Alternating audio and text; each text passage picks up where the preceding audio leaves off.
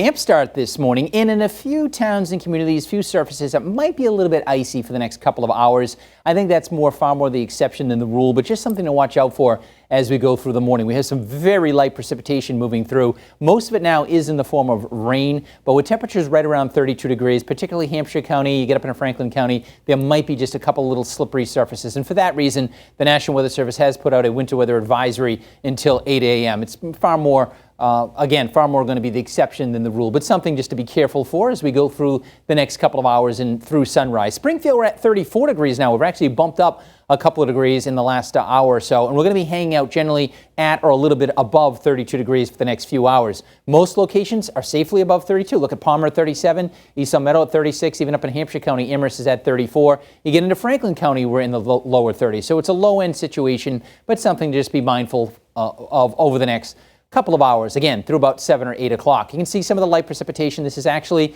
in association with a warm front. And look at that front. Look at New Haven right now, 50, while Springfield's at 34, Hartford's at 38.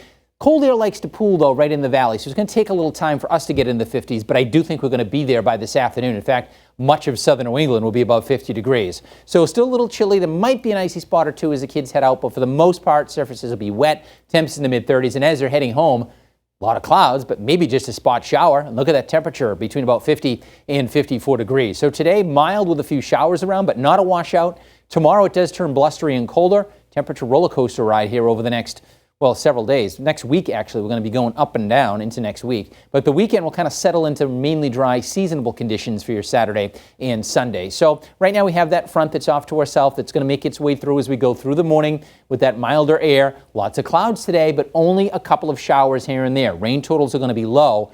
Best chance of showers is actually going to be as we head into the evening. Now, during the afternoon, we may have a spot shower, but 6, 7, 8 o'clock, the front will be approaching. We'll have a brief shower, maybe a brief downpour, and then the moisture moves out, and the cold air will slowly work in tonight. We're down into the 30s tomorrow morning, much like this morning, but we're not going to be going up tomorrow with temperatures topping off between 35 and 40 degrees. So it's going to be breezy, blustery, and chilly tomorrow. The wind chills will be near 30. Now, as we go into Saturday, early in the morning, a weak system moves through with mostly cloudy skies, maybe a flurry, kind of that gray look, but we'll brighten up in the afternoon and temperatures will come up into the lower 40s as that weak disturbance begins to move on out. So rain totals today, tonight, not much, probably a tenth, maybe 2/10 of an inch of rainfall as both of the fronts move through. In between today, look at that, temperatures about 52 in Greenfield, Amherst 52, 53 in Hamden, Springfield, same deal. The breeze out of the southwest will put the trash can wind meter today at a 2 on that 1 to 4 scale.